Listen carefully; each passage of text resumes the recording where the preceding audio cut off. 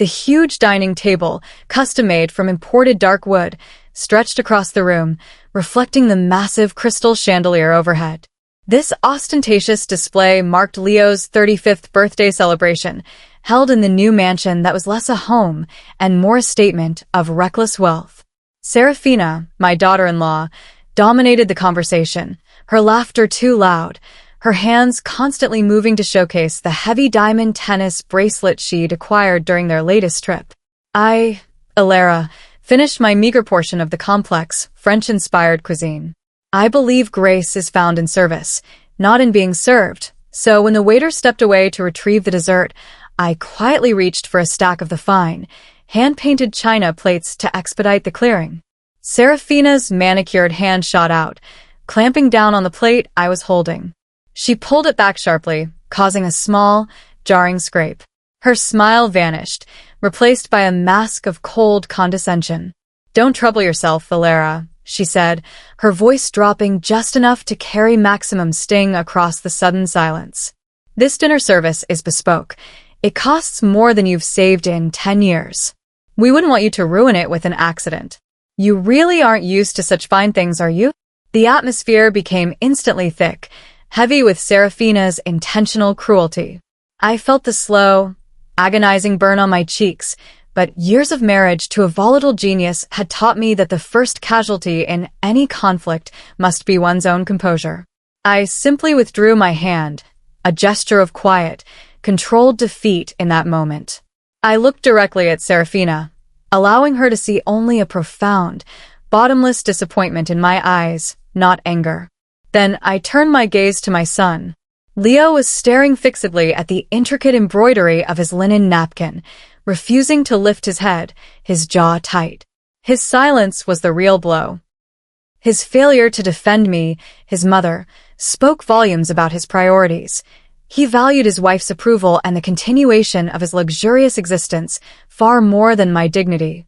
Without a word, I placed my clean napkin neatly beside my water glass. The small thump it made was the loudest sound in the room. I stood up, excused myself quietly, and walked out, the rhythmic tap of my sensible leather shoes on the marble floor marking the end of my tolerance. The relief of pulling up to my modest, beautifully maintained cottage was immense.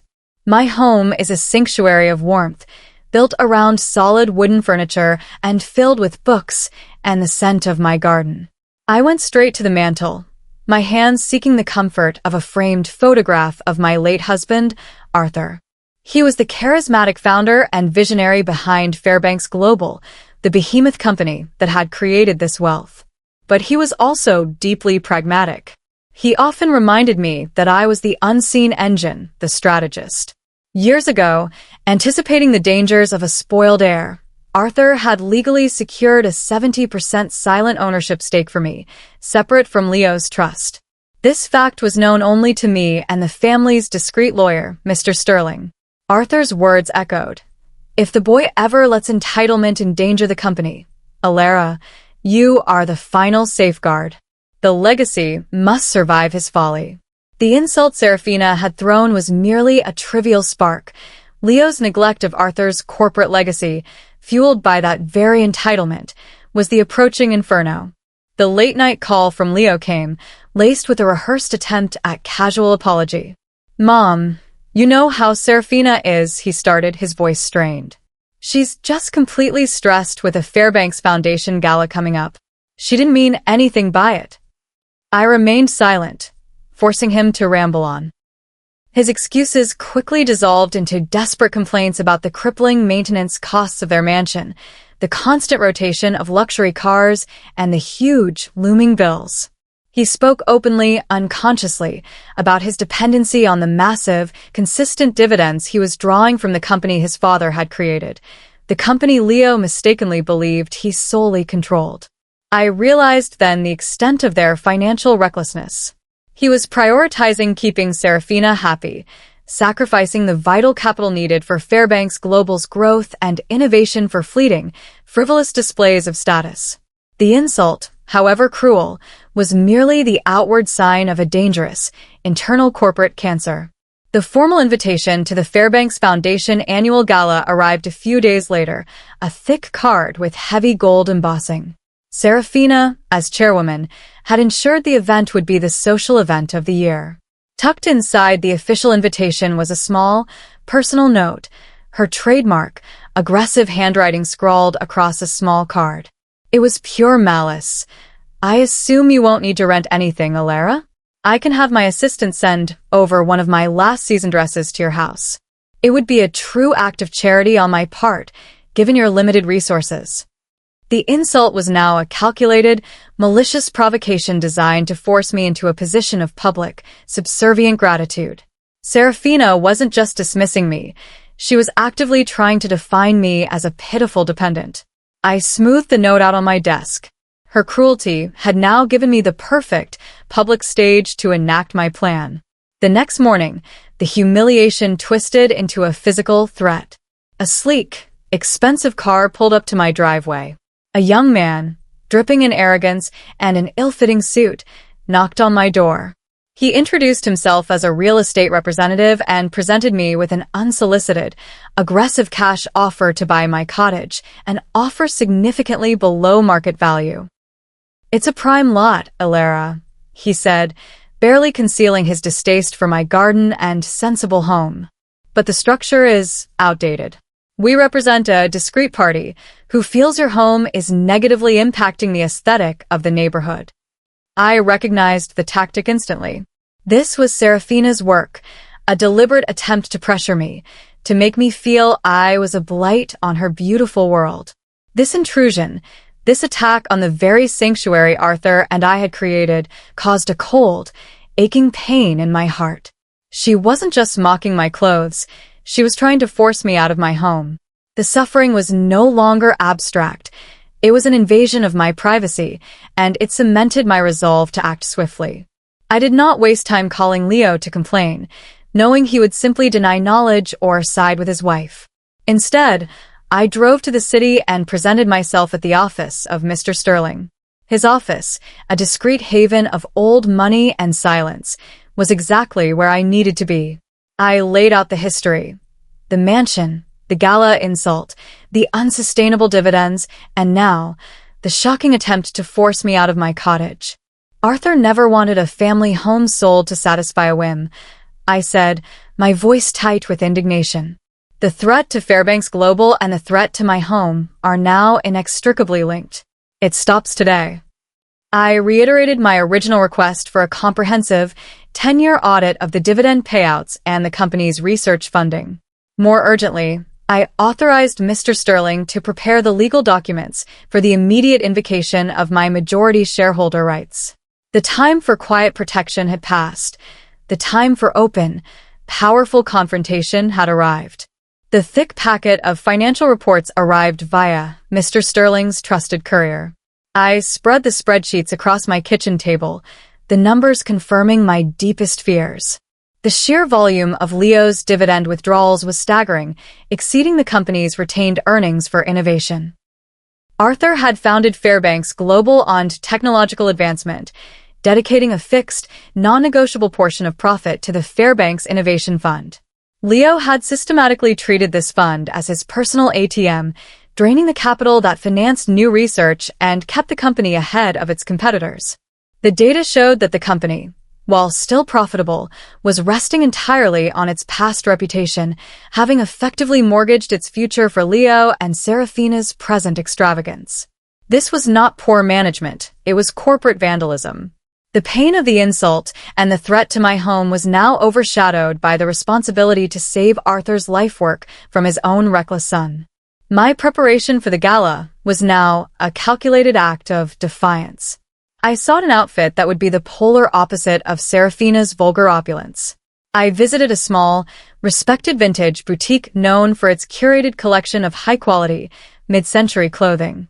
I settled on a perfect, custom-tailored black silk evening dress from the 1950s. It was a masterpiece of simplicity, its value lying in the cut, the fabric, and its enduring style. I purchased a single strand of excellent, genuine pearls, not flashy, but subtly luminous, and no other jewelry. This dress cost a mere fraction of one of Serafina's cocktail rings, yet it commanded respect. Standing in front of my mirror, I saw not a frail widow, but a woman prepared for battle. The dress was my declaration. My elegance was earned, not bought yesterday, and my simplicity was a choice, not a deficit. The night of the gala was a spectacle of blinding lights and desperate status signaling. I drove myself to the enormous downtown venue. For a few moments after I entered the crowded ballroom, I was indeed invisible, just a well-dressed older woman, easily overlooked by the junior executives and their flashy partners. I took a position near the entrance, allowing the scene to unfold. Then, a figure detached himself from the main throng, his voice carrying unmistakable authority. It was Senator Throckmorton, an old-guard financier and a fiercely loyal friend of Arthur's. His face lit up with genuine delight. "Elara Fairbanks. I haven't seen you since the founding days," he boomed, moving quickly to greet me. He took my hand and kissed it with deep respect. The financial mind that anchored the legend. What a pleasant surprise. His acknowledgement, public and sincere, instantly shattered the illusion of my insignificance, drawing the gaze of the room's true elite. Senator Throckmorton made sure I was not left alone. He immediately guided me to the cluster of executives surrounding the current CEO of Fairbanks Global, a strained, careful man named Barnaby Thorne. I had seen Barnaby many times. Leo treated him like a glorified errand boy. Tonight, Barnaby's reaction was immediate. He became visibly nervous, instantly adopting a posture of extreme deference. He greeted me with profound respect, calling me ma'am repeatedly, and speaking of company matters with a serious tone one reserves for an ultimate, silent authority. This sudden display of recognition from the CEO sent a shockwave through the room. I could see Serafina across the ballroom, her victorious smile freezing on her face as she saw the CEO's demeanor. She was realizing, too late, that the woman she publicly scorned was not a pauper, but a financial force with an undeniable, hidden connection to the highest levels of the company. Serafina, desperate to seize back control, took the stage to deliver her speech. She looked magnificent in a gown that surely cost a king's ransom. Her speech was ostensibly about charity, but she used the closing moments for her final, intended act of public humiliation. "And finally," she announced, her voice honeyed with false sincerity, "I'd like to thank my mother-in-law, Elara, for being here tonight." It's so brave of her to venture so far out of her comfort zone. It's a wonderful example of how even those of us with very little can still appreciate great things. The insult, designed to elicit widespread mockery, was now met with uncomfortable silence from the key players who understood the gravity of the CEO's earlier reaction. I simply raised my glass slightly in a silent, unwavering toast, letting her venom be her own undoing. She looked less like a charitable hostess and more like a spiteful child. The following morning, I executed the next phase of the plan. I did not contact Leo. I simply issued the necessary instruction to Mr. Sterling. He, acting on behalf of the 70% majority shareholder, sent a highly secured notification to the Fairbanks Global Board. The message was concise and devastating. A formal fiduciary responsibility review was immediately being invoked, citing unsustainable capital extraction via excessive dividend payouts. The board was thrown into instant, chaotic panic, completely unprepared for the emergence of a majority shareholder they didn't know existed. The core of the mandate was the immediate, temporary freeze on all dividend payments to all shareholders, pending the investigation. This action was precise, targeting the source of Leo and Serafina's unsustainable lifestyle, delivering a painful, financial blow directly to their ability to pay their exorbitant bills. The predictable, panicked phone call from Leo arrived later that morning. He was frantic, his voice cracking with genuine terror. "Mom, something is terribly wrong. My funds are frozen. Every single transfer has been blocked. We have the mortgage due tomorrow, the club fees, Serafina's new car payment. You have to help us," he pleaded. The desperate irony was thick and heavy. The son who had allowed his mother to be humiliated and whose lifestyle had put her home at risk was now utterly dependent on her. He begged, completely unable to grasp the difference between his assumed entitlement and the harsh reality of financial oversight. He was desperate for a handout. "I'll consider it, Leo," I replied, maintaining a detached calmness. "But any assistance will be conditional on an immediate, difficult conversation." I called him back later that afternoon and offered a calculated lifeline, a modest loan sufficient only to cover the immediate, existential bills, the mortgage and utilities, but nothing for discretionary spending. I drew the check and entrusted it to Mr. Sterling with a single, non-negotiable condition. Both Leo and Serafina must come to my cottage for a private, mandatory dinner the following week. Leo hesitated, clearly dreading the thought of having to spend an evening in my quaint home. But his desperation was absolute. Without this temporary loan, their financial world would collapse within 48 hours. He quickly agreed, his condescension barely hidden beneath his frantic relief. "We'll be there, Mom. Whatever you want." I had successfully maneuvered them onto my territory. The final confrontation would happen on my terms, in the quiet dignity of my home. The day of the dinner, I prepared a meal of intentional simplicity, a hearty chicken and vegetable pot pie served on my old, beautiful porcelain dishes. The cottage was spotless, radiating honest comfort. When Leo and Serafina arrived, stepping out of their imposing, massive SUV, the contrast was immediate. They were dressed in sharp, expensive, power clothing, treating the visit like a hostile negotiation. They walked into my modest living room, their eyes sweeping over the warm, rustic furnishings with an air of uncomfortable pity. Serafina couldn't resist a subtle sneer as she passed my beloved, slightly worn antique armchair. Their haste was palpable. They wanted the money and they wanted out, utterly dismissing the significance of the setting. The tension in the air was thick, a visible weight of unspoken resentment and fear. The dinner was consumed in strained silence, punctuated only by Serafina's clipped answers and Leo's nervous attempts at small talk. I let them finish the main course, allowing the tension to build naturally. Once dessert, a perfect, simple berry tart, was served, I finally spoke. I put my fork down, picked up the precisely organized stack of documents from my desk, and slid them across the table toward Leo. My voice was calm, utterly devoid of emotion, and carried immense weight. "You were understandably concerned about the sudden freeze on your funds, Leo," I began. I tapped the top document with a steady finger. As the 70% majority shareholder of Fairbanks Global, I was the one who ordered the suspension and the fiduciary review. The words, quiet and authoritative, instantly obliterated their world of entitlement. Serafina gasped, her composure instantly shattering. Serafina's reaction was immediate and explosive. She let out a short, hysterical shriek. "That's utterly impossible, Alara. This is some pathetic fantasy. You're a little old woman in a garden. You're a pensioner," she screamed, scrambling back from the table. But her eyes, scanning the official corporate seal and the undeniable signature of Arthur Fairbanks on the documents, betrayed her. She read the percentage, 70%, and the date, realizing it was a protection established long ago. Her fury instantly pivoted, turning on Leo with venomous force. "You liar! You told me she was insignificant. You told me she was harmless. You let me buy a life based on your complete, utter ignorance."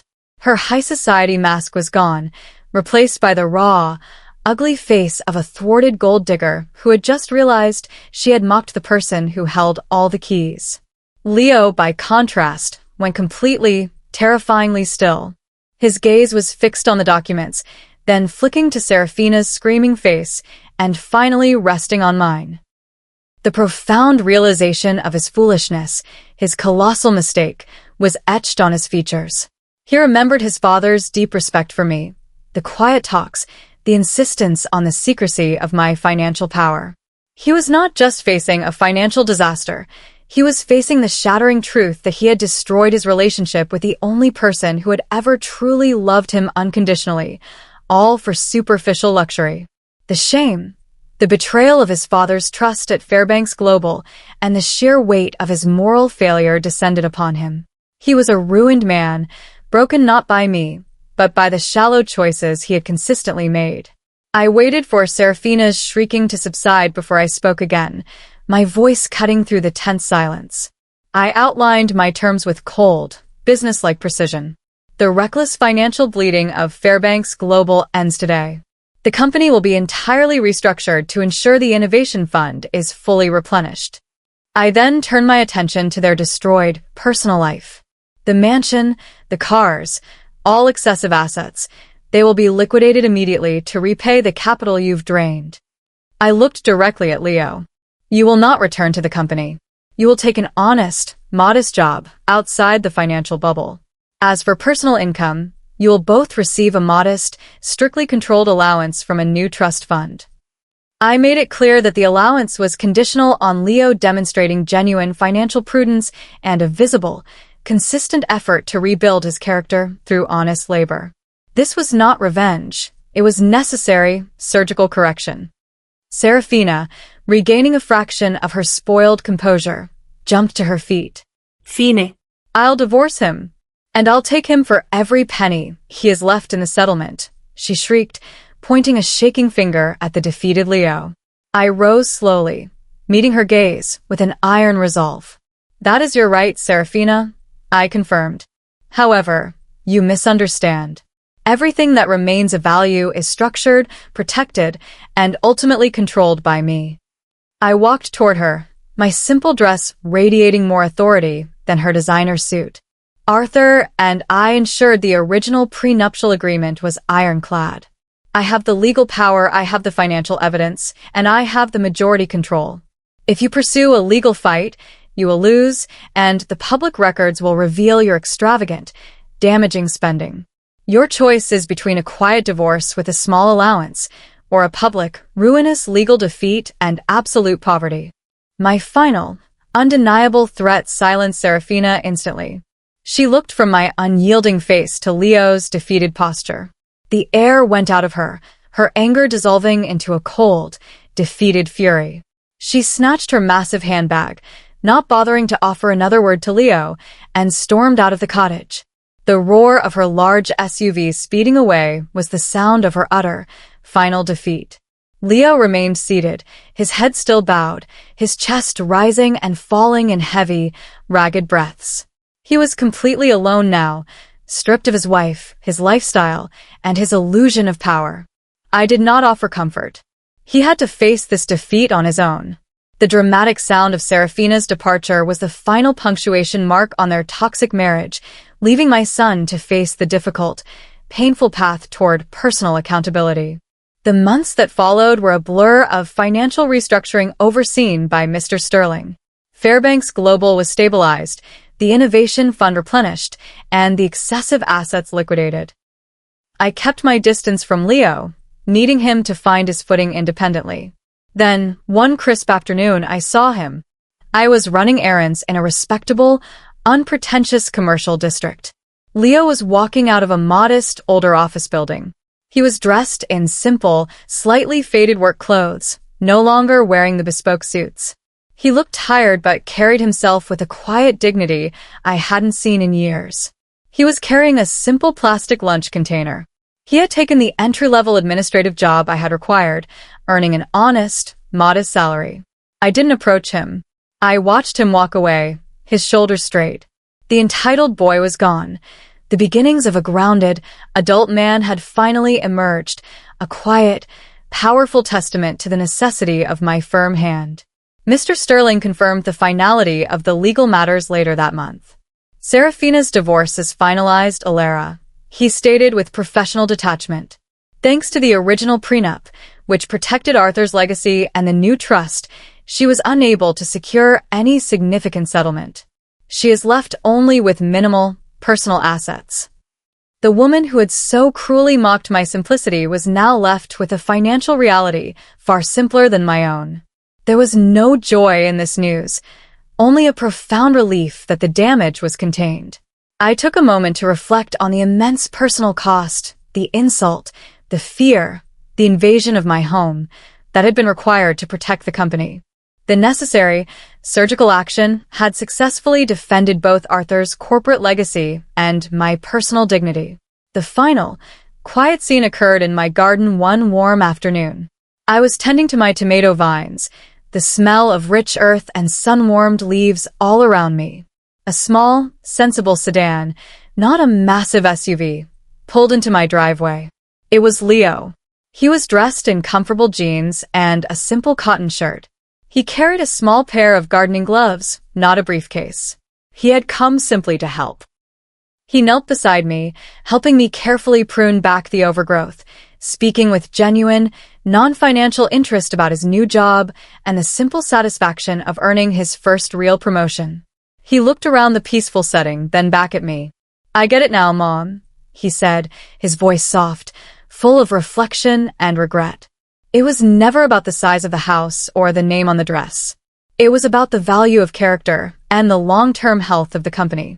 It was about honesty. I reached up and handed him a warm, perfectly ripe tomato. "Yes, Leo," I replied, a gentle smile on my face. "The true inheritance isn't the wealth, but the wisdom to understand it." He finally tasted the true value of simplicity.